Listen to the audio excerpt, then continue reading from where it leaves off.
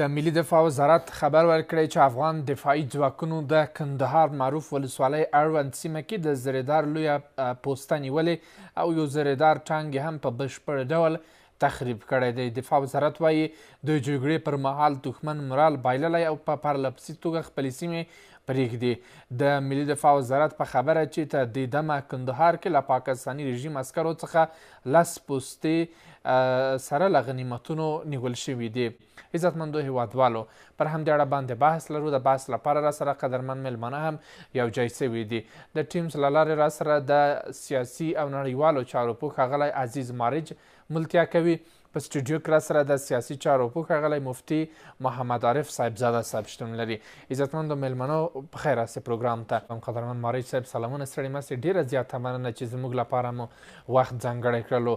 د پاکستان پوځي رژیم که څه هم څو ورځې تېرېږي په وړاندې کلکه مبارزه روانه ده. افغان زړور امنیتي ځواکونه مخ پر وړاندې روان دي او د هر ورځ یو شپې په تېرېدو سره په لسګونه پوستې د دښمن فتح کوي، وسایل یې غنیمت کوي او ساختمان یې د ماینونو په واسطه انفجار کوي او له منځه وړي. څنګه ارزوئ دا پرمختګونه؟ مننه جناب امید صاحب محترم. لومړی تاسو ته ګران میلمه مفید صاحب ته لیدونکو اورېدونکو ته تاسو ته حقیقي همکارانو ته سلامونه احترامات وړاندې کوم. ګورئ، دا خو یو فریضه ده، دا خو رسالت ده، دا مشروع قانوني شرعي انساني بشري حق ده چې یو انسان له خپلې خاورې نه، له خپل عزت نه، له خپل حق نه دفاع وکړي. تعرض یا حمله پاکستان وکړله. بله، دا یوازې اوس حمله نه وه، دا څو ځلې دوی حملې وکړلې. خصوصا دغه 50 کاله په افغانستان کې مستقیم دوی لاسوهنه کوي. درست. د جمهوریت په وخت کې دوی ډېر زیاتې په کونړ او په خوست او په پکتیا او په بدخشان او په نورستان ننګرهار باندې متواترې حملې کولې. دوی ته چا جواب نه ورکاوه. باوجود چې اردو پرته وه، د ناټو ټول قوتونه هلته وه، نو دوی په دې باندې مختص وله. یو وخت کې هم دوی ته ګرچې جواب ورکړل شوی، په 1940 کال کې مغولګۍ بمبار کړل، حضرت ظاهرشاه انتقام واخیسته. یا ډاکټر نجیب په وخت کې په 1980 کال کې هم دوی یو وارې تیری کړی و. پیلوټ مختار ګل زدران ولېږل څه بدله ترې واخیسته، تیاری مو ترې نسکوره کړله. نو دی د رباني په وخت کې او د مسعود په وخت کې کله چې د هغوی حکومت و، دوی به دلته آزاد لاس درلوده. درست. جنرال حمید ګل راغلی مشاور و د استاد رباني. دلته وطن وران کړ، لوټ یې کړ، اردو یې له منځه یوړله، تاریخي اثار له منځه یوړله، ارشیفونه یې چور کړله، خلک یې مړه کړله، کورنۍ جګړې وسولې، مشکلات یې جوړ کړل. نو فکر کاوه چې همیشه به همداسې افغانستان یو بله ضعیف حاکمیت به وي، د ما لاسپوڅي به وي. زه به چې هر څه غواړم پروژه له غرب اخلم، دا پروژې به پلي کوم او دلته به غرب نه پیسې اخلم، د افغانستان په تباهي کې به بربادۍ به زه خرڅوم او ځان به مړوم، تر اتمه به ځان رسوم لکه پاکستان، ایران او دوی ځان ورسوي. درست. دا محاسبه یې غلطې وي. دوی فکر کوه زه خو طالبانو ته پاکستان کې اوسېدله، له دې چې لاړله بیا به زه خپل خواستې خپل فرمایشونه پرې لرمه، دوی به عملي کوي. لکه هغه وخت په 1990 کال کې هم نصر الله بابر راغلی و ملا عمر اخوند ته، ورته ویلي وه چې دغه د ډیورند مسله کې حل کې او مونږ امضا کې هر څه بال شي. هغه له دسترخوان ډوډۍ نه جګ کړی و، نصر الله بابر یې شړلی، ورته چې جګ څه لاړ څه ووځه. دا مونږ نه وایو، دا خپله غټان دی پاکستان به خپله اسفندیار ولي وایي مثلا، دا نور ایسا جنرالان دا خبره خپله کړې چې نصر الله بابر یې بیخي له وطن راوویسته. بله. دوی هغه فکرونه کوله. اوس هم دا پروژې د امریکا ده. امریکا غواړي چې دا سیمه نارامه کړي، دلته پاکستان ټټر ورته ویلی زه به دلته حاکمیت به ضعیف کړم، فشار به راوړم، بې ثباته کړم، ته باګرام اخلې، باګرام به تا نه. بله مارج صاحب، د ایران دپاره هم شته چې مثلا ایران کې که جنګ شروع سي، بعضې لوی لوی چارواکي دلته افغانستان ته رانسي یا پاکستان ته پناه ونیسي.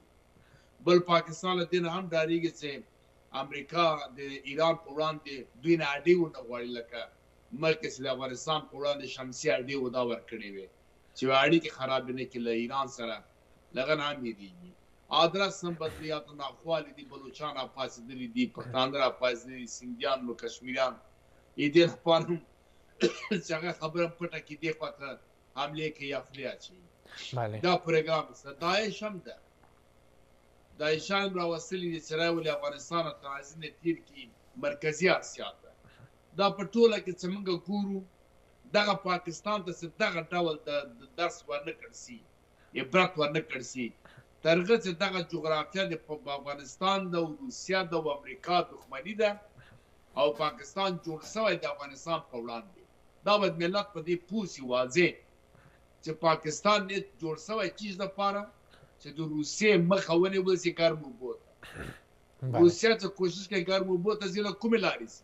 بله چین خو تلای نه سي. مارید صاحب، بله مارید صاحب، دوی هغه محاسبه چې د افغانستان په اړه باندې کړې وه چې افغانستان کې یو نظام تازه راغلی ده چې په وس نه دي پوره توان نه لري، ولې دوی هغه د افغانستان اقتصادي سیستم ته نه کتل چې څومره مخ پر لوړ باندې روان ده.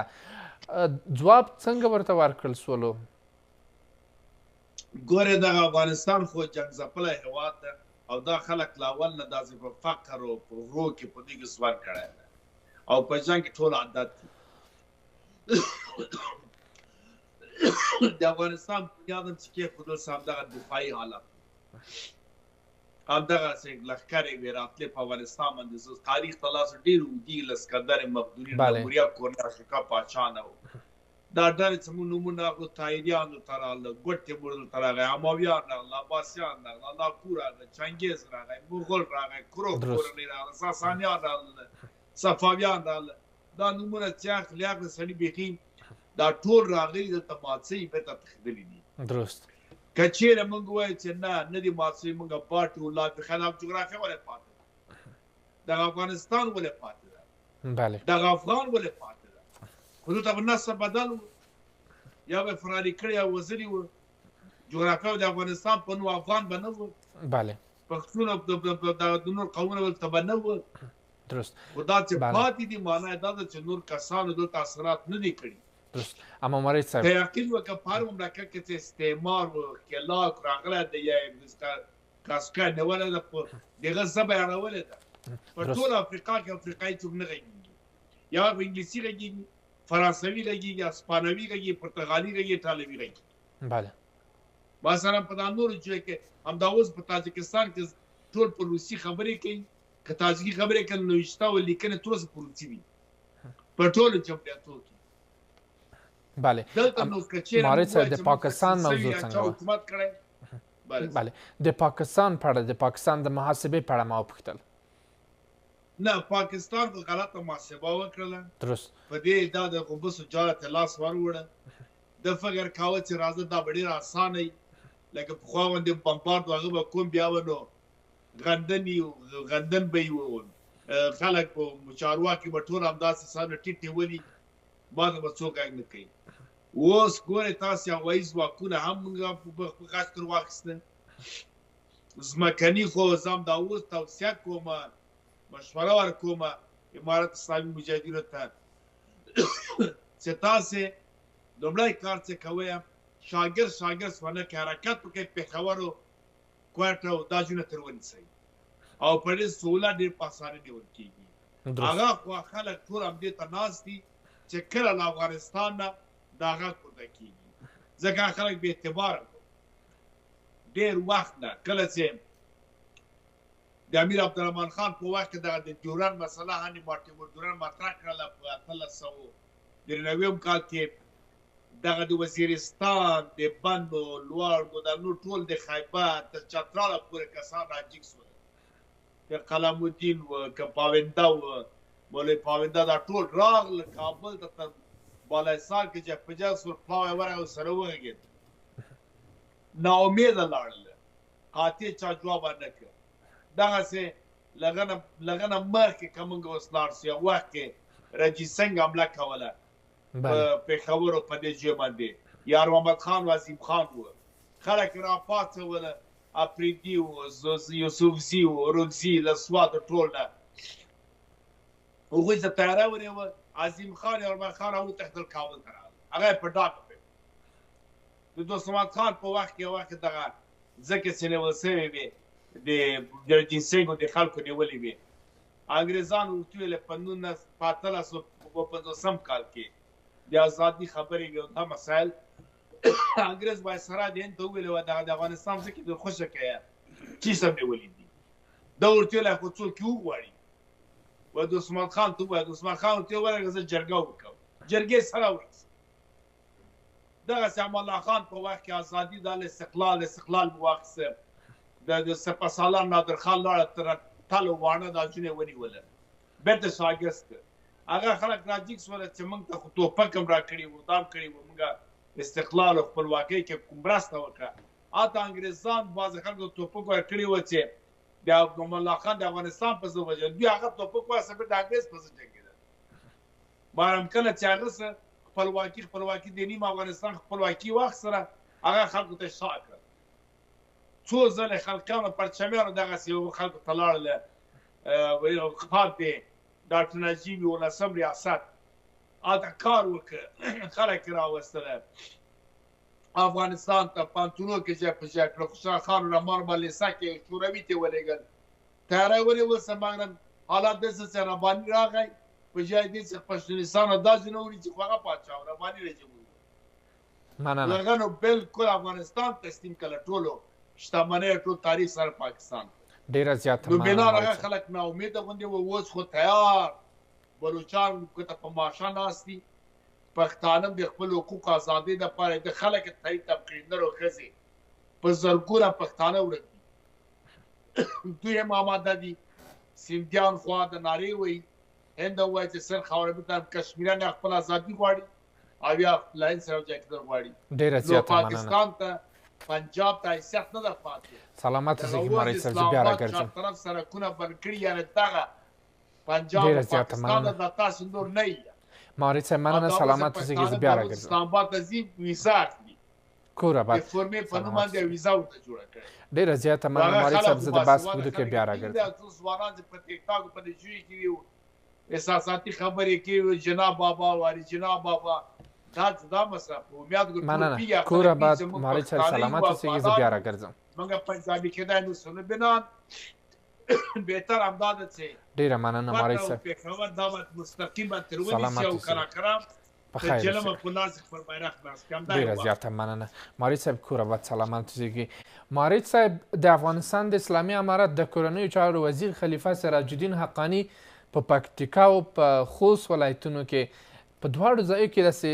یو ځل څو ثانیې وخندل ورته ویل چې موږ ګاونډیو ته په ځلونو باندې ویلي دي چې موږ په زور کې ما ازمایه موږ په زور کې خپل میدانونه تر اوسه پورې چاته هم نه دي بایللي د ښاغلي حقاني دغه خندا پاکستان پوځي رژیم ته به په کوم قیمت پرېوځي دا لویه څاپېړه ده چې دوی ته ورکړه ده لومړی خو دا ووایم چې په بښنې سره ما د مفتي صاحب خبرې هېڅ ونه اورېدلې تخنیکي مشکل شته درست خو په هر صورت باندې دا یو لویه څاپېړه ده دا د یو غرور خبره ده فخر د ویاړ خبره ده پاکستان د څیانېته تاریخ نه د افغانستان عبرت واخله ته دا مځکه مطالعه کړه تاریخ مطالعه کړه ویل وله خلک درک کړه اوس عبرت واخله ځان مه سپکوه ځان مه شرموه ځان مه بربادوه له دې اتم سره دی له دې 6 لکه پوځ سره دی له دې مدرنه وسلو سره دی تر اوسه پورې چې وکړه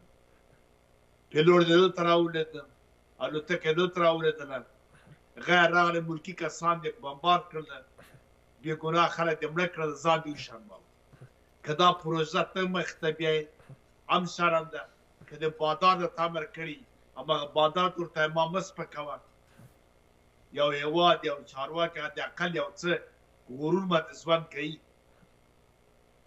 مارم دوی خو هغه غرور و غیرت و شرم هر څه شاته کوي درست خلکو فکر کاوه چې پاکستان به حمله وکړي نو بس نو افغانستان په یوه ورځ کې دړې وړي په دې نه وه خبر څو حیران پاتې دي چې څه وکړي مارج صاحب یو خبري رسنۍ کې یو کلیپ ما اورېدلو کله چې په ننګرهار بهسودو کې بمبار وکړلو یو لوړپوړی چارواکی په تېرو وختونو کې ویلي اوس د نرانسي ورته ځواب دی ورکړي دغه څپېړه بیا څنګه وه؟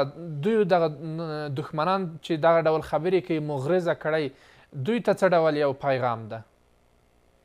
ګورم دا پیغامو ته ضرورت نه چې موږ تشریح توضیح کړو. پاکستان خلک پیژني، دوی غیرت هم خلکو ته معلوم ده.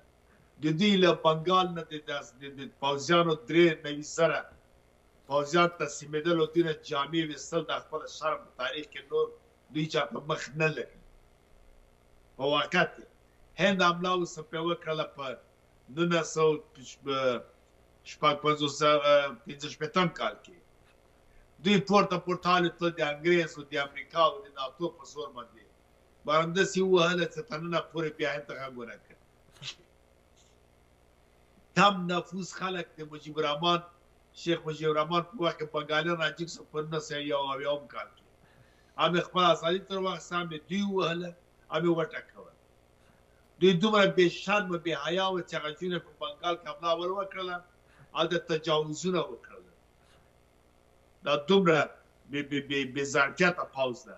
هماغه وه چې انتقام په بدل کې بنګالیانو دوی نه پتلونه وایستله، لوچ بربنډ عکسونه یې اخیستي تر ننه پورې په مطبوعاتو کې پراته دي. د همدې لپاره چې دوی ته درس ورکړي. مورال نسته، یوه عجیبه اردو ده پرته ده، هلته پیسې اخلي. یو ډسک سوالي له پوسته یې تخلیه کړي، وګورئ پوسته کې جامې پرتې دي، خپله نسته، تصویرونه خلک راباسي. پولیسان هغه پولیسان دي چې هغه چا نه چې نور چې نه جوړېږي، دوی په اصطلاح پاګل و لوفر ورته وایي. چې یو چا ته وایي دا زوی د خو د بې تعلیمه سه لوفر سه یا داسه یاره وایي مړه بیا به پولیسو کې ورکړه. دا د دوی اصطلاح ده. نو د دې ملک دا خپله چارواکي پیس دا ملک بقا نه لري. ما بارها ویلي دي، څو ځلې ویلي، دوی ټول چارواکي شتمنۍ په بهر کې ده، کورونه په بهر کې دي، هلته ځکې اخیستې، کورونه اخیستې، ځانونه جفجا کړي. پوهېږي چې دا ترازه او شر جوړوه، په دې کې پیسې ترلاسه کوه، بېرته ځه په بهر کې سرمایه ګزاري کوه، پانګونه کوه. بچیان درسونه په بهر کې وایي. پوهېږي چې دلته چې نه جوړېږي. او پنجاب کې پنجابیان هوښیار دي، ځان ته د معیشتو خدمت جوړ کړی. دوی که په دې متیقن وای چې دغه سیمې چې له افغانستانه موږ نیولې دي، بلوچ دي که پښتانه دي، دا که دوی فکر کوی چې دا دوی دي خدا به آباد کړي وو، د خلکو ته به حقوق ورکړی وای. مریم نواز اوس هم تانه ورکړي وای، دا د ډبرو په وخت کې اوسېږي. نو ته څنګه فدرالي ایالتونه خو مساوي حق لري، ټول ته حقوق ورکړه. غیرت نه لري. دا حمله چې وکړه راله په بیسوده کې بې ګناه کسان مړه کړه، خو په افغان تان سره په لاسمترۍ کې طالب ولاړو ډز به دې پې کړی. په هغه ډز نه څه کوي، پوهېږي که ډز پې وکړل له مرۍ مې رانیسي، کونې مې راباندې باسي. راځه بې ګناه خلک وژني. نړیوال هم ورته چوپ دي، خلاف د نړیوالو اصولو کار هم دوی کوي. دا خو لوبې دي په دنیا کې. اما مارید صاحب یو ځای کې باید مکس واخلو چې تېره شپه په ځینو سیمو کې د زابل او کندهار ولایتونو چې د ډیورند فرضي کرښه پرته ده، هغلته د پاکستان د پوځي رژیم هغه سیمخاردار ورټول سوی ده او د اسلامي امارت د زړورو ځواکونو هغه په موټرو باندې ووهله او ورټول یې کړلو. د هغه بهترینه لاره دا ده، ښه لاره دا ده چې امارت اسلامي د یو اعلان وکړي وګړو ته چې ازغان تار د چا په کار ده ټولې، او یا د قیمت پې کېږي ووایي چې 10 متره مثلا په دغه افغانۍ اخلم. تاسو یقین وکړئ 3 ساعته وروسته به ځان ته هلته نه وي، بلکل به ته نه وي. صرف اعلان وځي چې یا تاسو که پکاري او یا پکار خو د هغوی نه ده، ورتلي وایي چې زه اخلم، ولې وایي تر مرکز د ولایت یې راورسوه. دغه ټول خلک بارۍ او دروړي، بس پیسې ورکړه، خلاص دې واخله، وسپنه اوبه یې کړه، ځاو به یې کړه، استفاده ترې وکړه. د هغه ایسته کېدل کوم مشکله خبر نه ده. خو ازغان تار فایده هم نه کوي. کوي که نه؟ مثلا 10 کاله مخکې ازغان تار نه و، څه کولی شوی خلک؟ هغه هسې یو بهانه او پلمه ده. بهتره لاره دا ده، دا د لوی خوشحال بابا شعر راپیادېږي، وایي 30 پرسون له قنداره تر اټکه سره یو د ننګ په کار پټ او اشکار، په داسې وخت چې وخت نامننګ دی، دا بېننګه پښتانه کا څه رفتار. د آخري هغې ډېر خوندور ده، وایي پښتانه که بل څه فکر که ناپوهان دي، بې له تورې خلاصون نسته په بل کار. تر هغه چې توره میدان ته وانه چې پاچایي بې قلمه بې توره نه کېږي.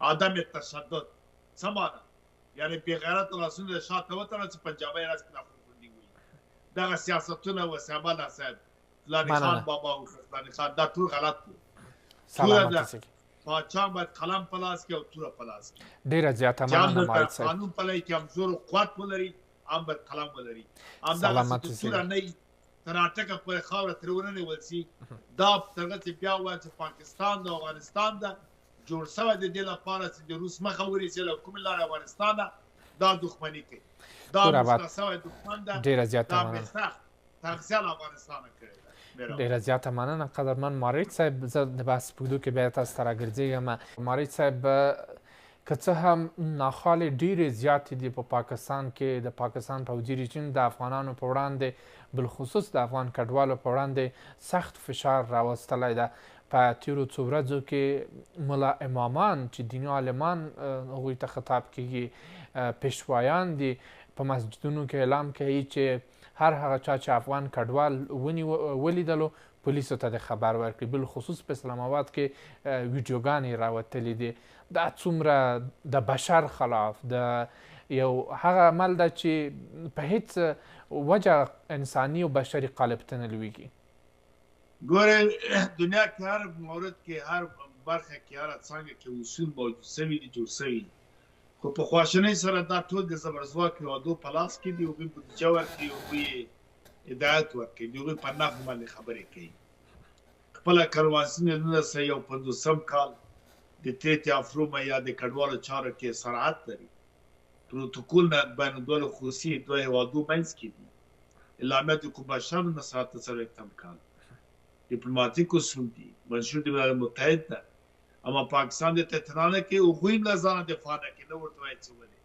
د خپله ملل متحد کمیشنري د عالي د مهاجرینو یا مثلا یونیسار اداره IOM اداره دوی هم غیر نه ورته کوي پاکستانی چارواکي یا پنجابیان یا پوځیان یا ISI چې کله ګټې وې خو جاسف وویلې چې جنګ دلته جهاد نه و دلته جنګ و د امریکا او د روس موږ خپله اردو په کرایه ورکړې وه لکه اوس اسرائیل ته د غزې په وړاندې کرایه ورکړې په سعودي او قطر او په اماراتو کې په کرایه دي د امریکا ډېر هلته ساتي د خپل اقرار وکړه مخکې له هغه اقرار کړه درې لسیزې موږ تروریزم د امریکا لپاره روزلی نو دا کرایه کش دوی چې کله ته ګټې وې افغانان به چې واته ډېر نازول ضیاءالله خو دوی به غېږ کې نه ول بیا دا تاسو خپل کور ده هیڅ شناخته کارت او فورمې ته هیڅ چیز ته ضرورت نشته آزاد هر څه کوی شئ درس وایي تعلیم کوی او بیا به نو کله جهاد ته به آماده که جهاد په نوم جهاد نه و جهاد چټ و شر فساد و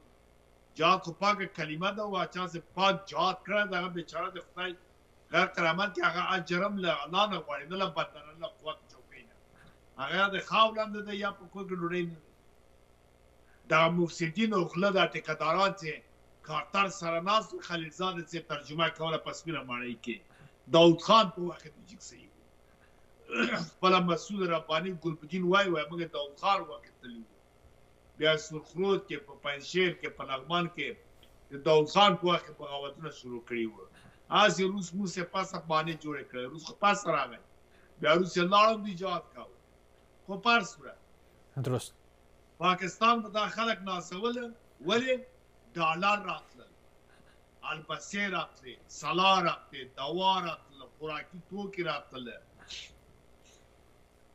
د سعودي او د عربو پیسې وې صاحب د سیلاب خو د راروانې وې صاحب بکسونه بانکونه به حبیب بانک فلانی بانک بیا به رباني به امضا کوله بل به امضا کوله پیسې به راوتې نورې به یې سا اخیستې یو 15% به دې مشرانو ته ورکولې هغه به یو دوه درې ټانګې دا نور غریب غربت ورکولې که چیرې رښتیا ورکولو به ټول شتمنو جوړ به هلته به رېړې نه له رېړې ملمدې به هغه نه کول کاروبار نه کول بله دا پیسې وې ښې نازول کړه چې ډالر بند شه پیسې بندې شي مواد بند شول مهمات بند شول سلا او البسه او کمپل او توشک دا نه راتلل بیا نو صاحب پردي شول مارید صاحب اوس بیا نو فشار علی استعمالوي فشار هغه بیچاره غریب بیچاره بېوزله ښځه او ماشومان وهاو زنداني کوه چې د فشار بله خوا نن اوس ګوره تاسو تازه خبره کوم بل پیلوټ راولېده بله سبا بل راولېږي عسکر یې نیولي دي پوځیان نیولي دې تبادلې دپاره